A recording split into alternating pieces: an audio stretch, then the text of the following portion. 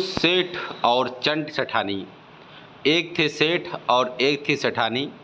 सेठानी खाने पीने की बहुत शौकीन और चटोरी थीं। सेठ बड़ा कंजूस था, लेकिन सेठानी बहुत ही बड़ी चंट थीं। जब सेठ घर में होते तो वह कम खाती और सेठ बाहर चले जाते तो वह बढ़िया बढ़िया खाना बनाकर खाया करती थीं। एक दिन सेठ के मन में शक पैदा हुआ। सेठ ने सोचा, मैं इतना सारा सामान घर में लाता हूँ, पर वह इतनी जल्दी ख़त्म कैसे हो जाता है। पता तो लगाऊं कि कहीं सेठानी ही तो नहीं खा जाती। सेठ ने कहा, 5-7 दिन के लिए मुझे दूसरे गांव जाना है, मेरे लिए रास्ते का खाना तैयार कर दो। ये बात सुनकर सेठानी खुश हो गई। झटपट खाना तैयार कर दिया और सेठ को विदा किया। सेठ सारा दिन अपने एक मित्र के घर रहे। शाम को जब सेठानी मंदिर में गईं तो सेठ चुपचाप घर में घुस गए और घर की एक बड़ी कोठी में छिपकर बैठ गए। रात हुई। सेठानी की तो खुशी का पार न था और सेठानी ने सोचा, अच्छा ही हुआ, अब 5 दिन मीठे मीठे पकवान बनाकर भरपेट खाती रहूँगी। रात अपने पास सोने के लिए सेठानी पड़ोस की एक लड़की को बुला लाई। लड़की का नाम था खेतली। भोजन करने के बाद दोनों सो गईं। आधी रात बीतने पर सेठानी जागीं। उन्होंने खेतली से पूछा, खेतली खेतली रात कितनी? खेतली बोली, माँ अभी तो आधी रात हुई है। सेठानी ने कहा, मुझको तो भूख लगी है। उधर उस कोने में गन्ने के 7 टुकड़े पड़े हैं, उन्हें ले आओ, हम खा लें। बाद में सेठानी ने और खेतली ने जी भर के गन्ने खाए और फिर दोनों सो गईं। अंदर बैठे बैठे सेठ जी कोठी के छेद में से सब कुछ देखते रहे। उन्होंने सोचा, अरे यह तो बहुत दुष्ट मालूम होती है। फिर जब 2 बजे तब सेठानी जागीं और उन्होंने खेतली से पूछा, खेतली खेतली रात कितनी है? खेतली बोली, माँ अभी दूसरा पहर हुआ है। सेठानी ने कहा, लेकिन मुझे तो भूख लगी, बहुत जोर की लगी है। तुम 6-7 मठरी बना लो, आराम से खा लेंगे। कोठी में बैठे सेठ जी मन ही मन बड़ा बड़बड़ाए और कहा, कमाल की शैतान लगती है। खेतली ने मठरी बनाई, दोनों ने मठरियाँ खाईं और फिर सो गई। जैसे ही 4 बजे सेठानी फिर जागी और बोली, खेतली खेतली रात कितनी है? खेतली बोली, माँ अभी तो सवेरा होने में थोड़ी देर है। सेठानी ने कहा, बहन मुझे तो बहुत भूख लगी है, थोड़ा हलवा बना लो। लड़की ने कहा, थोड़ा हलवा बनाया, हलवे में खूब घी डाला, फिर दोनों ने हलवा खाया और दोनों सो गईं। कोठी में बैठे बैठे सेठ जी दांत पीसने लगे। फिर ज्यों ही 6 बजे सेठानी उठ बैठी और बोली, खेतली खेतली रात कितनी है? खेतली ने कहा, माँ बस अब सवेरा होने को है। सेठानी बोली, मैं तो भूखी हूँ, तुम थोड़ी खील भून लो, हम खील खा लें और पानी पी लें। खेतली ने खील भून ली, दोनों ने खील खा ली। कोठी में बैठे बैठे सेठ जी ने मन ही मन कहा, सवेरा होते ही मैं इस सेठानी को देख लूँगा। खेतली अपने घर चली गई और सेठानी पानी भरने। इसी बीच सेठ जी कोठी में से बाहर निकले और गांव में गए। थोड़ी देर बाद हाथ में गठरी लेकर घर लौटे। सेठ जी को देखकर सेठानी सहम सी गईं। उन्हें लगा, कैसे भी क्यों न हो, सेठ सब कुछ जान गए हैं। सेठानी ने पूछा, आप तो 5-7 दिन के लिए दूसरे गांव गए थे, फिर इतनी जल्दी क्यों लौट आए? सेठ ने कहा, रास्ते में मुझे अपशगुन हुआ, इसलिए वापस आ गया। सेठानी ने पूछा, ऐसा कौन सा अपशगुन हुआ? सेठ ने कहा, एक बड़ा सा सांप रास्ता काट कर निकल गया। सेठानी ने कहा, हाय राम, सांप कितना बड़ा था? सेठ बोले, पूछती हो कि कितना बड़ा था, सुनो, वह तो गन्ने के 7 टुकड़े के बराबर था। सेठानी ने पूछा, लेकिन उसका फन कितना बड़ा था? सेठ ने कहा, फन तो इतना बड़ा था जितनी 7 मठरियाँ होती हैं। सेठानी ने पूछा, वह सांप कैसे चल रहा था? सेठ ने कहा, बताऊं? जिस तरह हलवे में घी चलता था। सेठानी ने फिर पूछा, क्या वह सांप उड़ता भी था? सेठ ने कहा, हाँ हाँ, जिस तरह तवे में खील उड़ती है उसी तरह सांप भी उड़ता था। सेठानी को शक हो गया कि सचमुच सेठ सारी बातें जान चुके हैं। उसी दिन से सेठ ने अपनी कंजूसी छोड़ दी और सेठानी ने अपना चटोरापन छोड़ दिया। धन्यवाद। वीडियो अच्छी लगी तो वीडियो लाइक कीजिएगा। दोस्तों, ये कहानी दूसरी, कंजूस सेठ की दावत। चंदनपुर गांव में मनीराम नाम के एक सेठ जी रहते थे। हालांकि उनके पास धन दौलत की कमी नहीं थी, मगर कंजूस बहुत थे। एक बार वे एक दुकान पर मछली खरीदने गए। दुकानदार ने जब मछली के पैसे बताए तो सेठ जी बोले, ये तो बहुत ज़्यादा है, तुम तो बहुत महंगे लगा रहे हो। जहाँ से तुम लाते हो वहाँ इतने का थोड़े मिलता होगा। तब दुकानदार ने कहा, जाओ तो फिर थोक के रेट के पास चले जाओ। सेठ जी ने थोक के रेट की दुकान पर पहुँचे और वहाँ पैसे पूछने लगे। जब उन्होंने पैसे बताए तो वे सेठ जी को फिर से बहुत ज़्यादा लगे और सेठ जी बोल पड़े कि जहाँ से तुम मछली लाते हो वहाँ इतने की थोड़ी मिलती होंगी।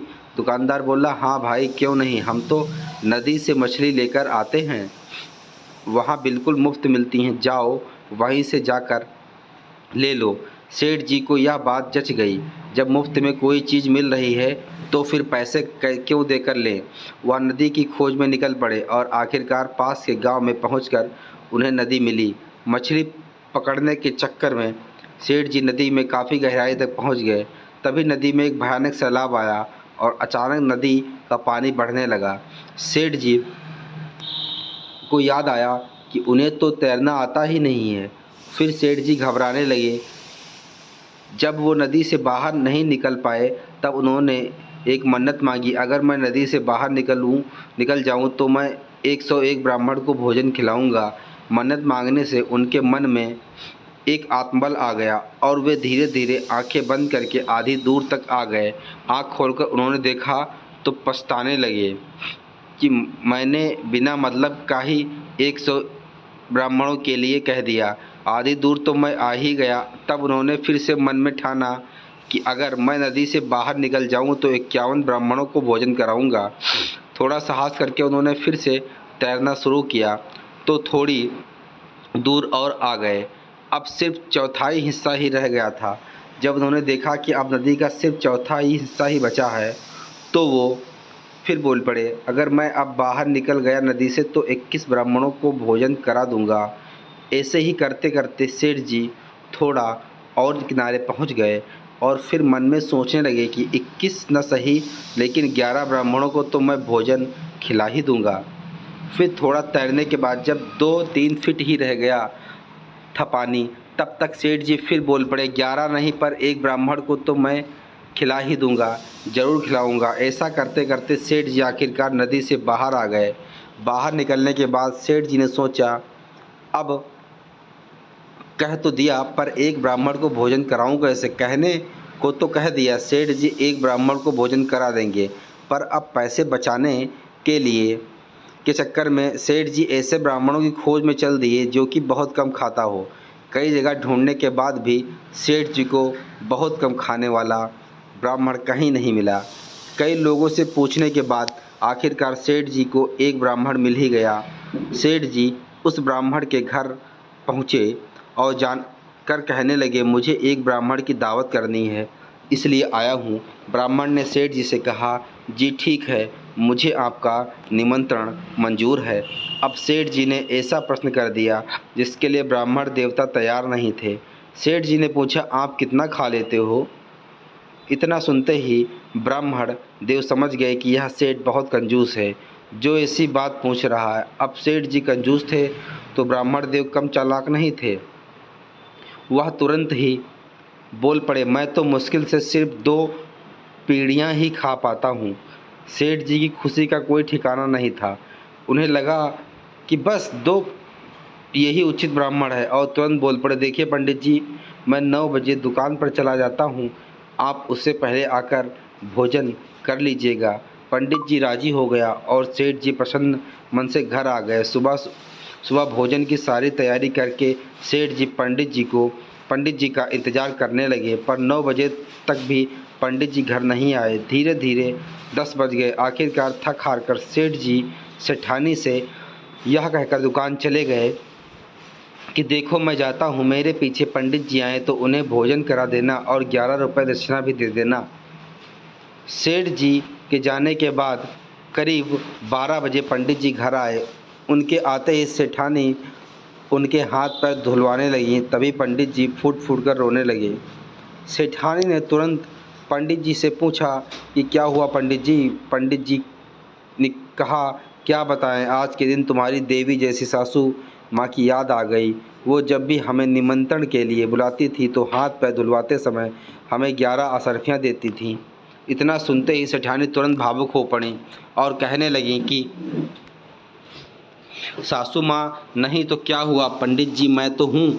और सेठानी ने 11 असरफियाँ लाकर पंडित जी को दे दी। इसके बाद सेठानी ने पंडित जी के लिए बढ़िया सा भोजन लगाया और पंडित जी ने पेट भरकर भोजन किया। भोजन खत्म करने के बाद पंडित जी फिर फूट फूट कर रोने लगे। फिर सेठानी ने फिर पंडित जी से पूछा कि अब क्या हो गया पंडित जी। पंडित जी ने कहा, क्या बताऊं सेठानी जी, आपकी लक्ष्मी स्वरूपा सासू माँ जब जिंदा थीं तो वो मुझे भोजन कराने के बाद भी 51 असरफियाँ और साथ ही साथ आटा और चावल का भी दान करती थीं। पर वो सब भी पुरानी बातें हैं, अब वो समय कहाँ लौट कर आएगा। चलिए ठीक सेठानी जी, अब मैं विदा लेता हूँ। तभी सेठानी बोल पड़ी कि पंडित जी, आप चिंता मत कीजिए, जैसा पहले होता आया है आगे भी वैसा ही होता रहेगा। इतना कहकर सेठानी ने आटा, चावल, तेल, घी आदि सारा सामान एक झोले में बांधकर पंडित जी को दे दिया और पंडित जी सारा सामान लेकर अपने घर को निकल लिए। रात को जब सेठ जी लौटकर घर पर आए तब उन्होंने सेठानी से पूछा, पंडित जी भोजन करने आए थे? तब सेठानी जी ने कहा, मैंने उन्हें भोजन तो अच्छे से करा दिया पर वह बार बार रो रहे थे।